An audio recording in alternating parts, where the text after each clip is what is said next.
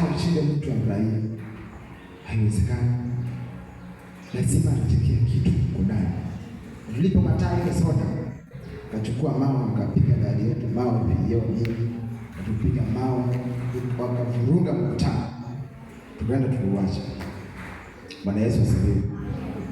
Na kwa sababu sisi tulikuwa tumeamua, akina Paulo na wale wengine walikuwa gerezani wakihubiri neno la Mungu. Tukasema hapa, hata wachukue visu na panga, hata wajipande na magari, waite polisi, waite nani, sisi hatujagusa mtu. Tumehubiri neno la kweli. Tukasema Yesu ni mwana wa Mungu na alipigiki. Tukasema mtume huyu sio wa Mungu, na hiyo alipigiki. Hata wasoma gazeti, tulikuwa tunasoma Biblia na Qur'ani hapo. Tukawashinda, wakaleta vita. Walipiga gari yetu mawe, wakapiga mawe, tukaenda. Kesho asubuhi saa 1 tulikuwa tumekaa hapo tena, tukiwangojea mmoja vizuri. Tulikuwa tumeweka speaker zetu 6 hapo pale. Unasema Yesu ni mwana wa Mungu, anayepika asikuja simama mbele tusomee maandiko ni wapi na wapi. Yesu anaokoa. Yesu anaponya. Siku za mwisho zimekaribia. Ufalme wa Mungu umekaribia. Ni akina nani wanaotaka kuokoka? Nani anamchukua Yesu? Ndugu zangu, hao hawapendi kusikia Yesu ni mwana wa Mungu. Ukipataje nini? Na hiyo imebeba imani ya Kristo. Anasema kuni. Wanasema kuni. Bwana Yesu asifiwe.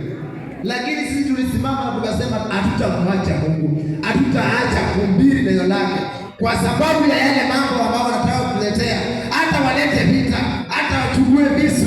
Sisi tukasimama na kuhubiri hiyo neno. Asubuhi tulisimama tukahubiri, asubuhi, mchana, usiku, saa 4 nilitoka hapo. Tulikuwa tunahubiri baba, hatuongope. Wakitaka kuja. Na kwa sababu sisi tulikuwa waombaji, hakuna kitu kitupata. Mimi niko salama. Bado natembea, niko na afya. Namshukuru Mungu. Na bado wengine wao mmoja waliokoka, wengine wanaendelea kujifunza. Tupige Yesu makofi mazuri. Ndio hivyo. Kwa sababu tulisimama na tukasema tutaacha. Ingekuwa tuliacha, tungetoa watu wapi hapa ambao wamepotea. Siku moja nitaambia huyo mwalimu akuje kwa kanisa yetu hapa Patmos.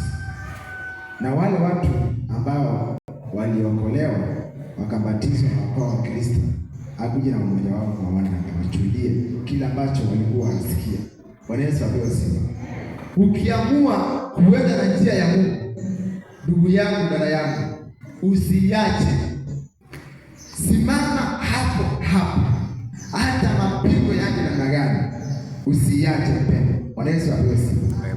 Ni lazima usimame na kusema utashinda. Maana aliye ndani yetu, Biblia inasema ni mkuu. Aliye ndani yetu ni mkuu. Na Biblia karudi ikasema vita vyetu si juu ya damu na nyama, ni vita ya mapepo wakali. Unangojea wa mapepo wakuja hapo wasimame mbele yako. Si hao ndio wanajua hiyo pepo. Bwana Yesu asifiwe. Si tibu anachukua panga, huyu achukue panga. Hayo ndio mapepo ambayo yanapigana nayo katika ulimwengu huu. Bwana Yesu asifiwe sana. Haleluya. Amen. Na kama utakuwa mtu mwombaji, kama utakuwa mtu ambaye anataka kuishi kwa Mungu, wewe hautatoka. Utasema kuje kipita wapi, utabaki hapa kwa Mungu. Bwana Yesu apewe sifa. Amen.